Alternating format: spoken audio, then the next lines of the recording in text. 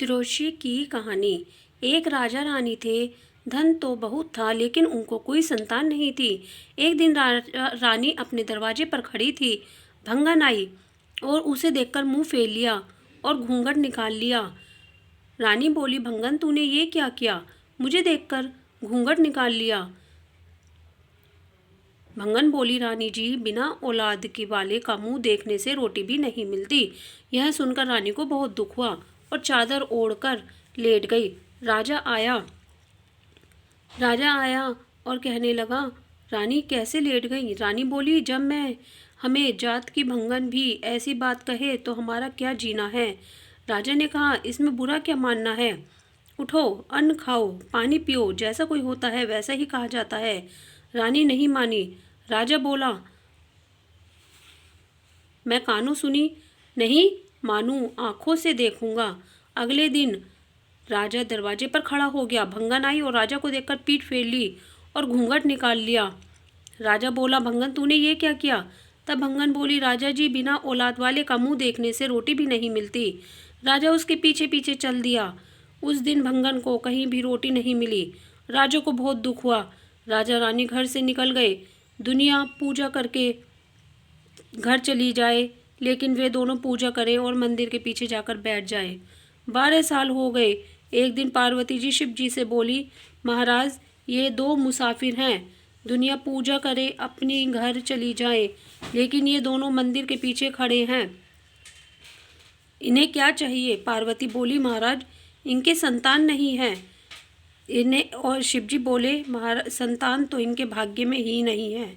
पार्वती जी कहने लगी, महाराज, मैं तो इन्हें वचन दे चुकी हूँ, मुझे तो कोई भी पूजा नहीं करेगा। शिवजी महाराज बोले, ठीक है, तो इनसे पूछो 12 वर्ष के लिए 12 चाहिए या 1 चाहिए? पार्वती जी ने पूछा तो रानी बोली, 12 वर्ष के लिए 12 लेकर क्या करूँगी? होंगे मरेंगे। 12 वर्ष के लिए 1 होगा तो कुछ तो देख लूँगी। पार्वती जी बोली, ठीक है, अब तुम अपने घर जाओ। 6 महीने बाद उसके घर लड़का हुआ, बड़ा हुआ, उसे पढ़ाया लिखाया। उसके दिन पूरे होते आए तो राजा घर से निकल गया। रास्ते में लड़कियां घर बनाकर खेल रही थी। सबने अपने घर तोड़ दिए। एक लड़की बोली, मैं तो जिसकी उम्र कम हो उसे भी पूरा कर देती हूँ। राजा उसी के पीछे पीछे हो लिया।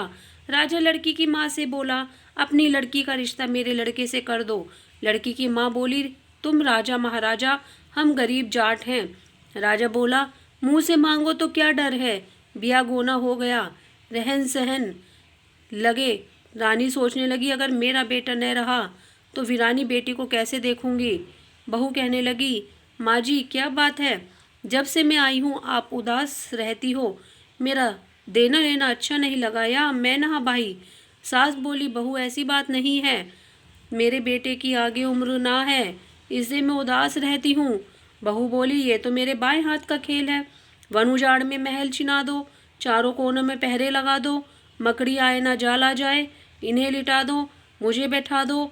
राजा ने एक ही दिन में सब तैयार कर दिया। आप सेवा करने को बैठ गई। शिवजी महाराज के दूत आए और बोले, खोल किवाड़।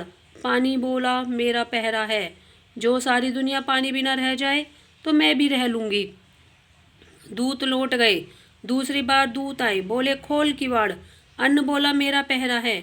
जो सारी दुनिया अन्न बिना रह जाए तो मैं भी रह लूँगी। दूत लौट गए। तीसरी बार दूत आए, बोले, खोल किवाड़।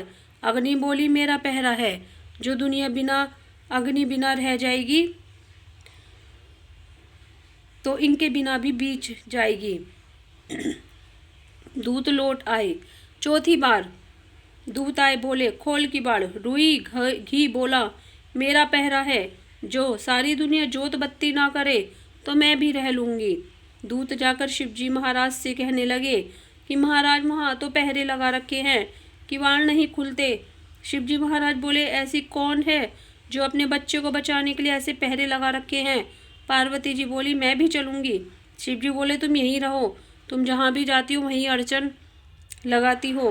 पार्वती जी बोली, महाराज, मैं तो जरूर चलूँगी।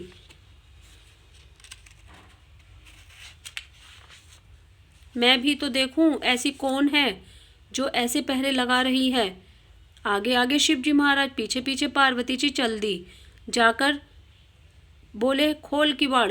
कौन? शिव जी। पार्वती। जाट की लड़की ने उठकर किवाड़ खोल दिए। लड़की ने देखा कि दोनों के चरण छू लिए। पार्वती जी ने आशीर्वाद दिया, सदा सुहागन रहो। शिव जी बोले, उठाओ उठाओ। पार्वती जी बोली, महाराज यह लड़की अपने दिन कैसे काटेगी? मैं तो वचन दे चुकी हूँ, मुझे तो कोई पूजेगा भी नहीं। शिव जी बोले, तुमने वही अड़चन लगाई, मैंने पहले ही मना किया था। शिव जी महाराज ने उंगली तारस कर मुंह में डाल दी। हर हर करता बैठ गया।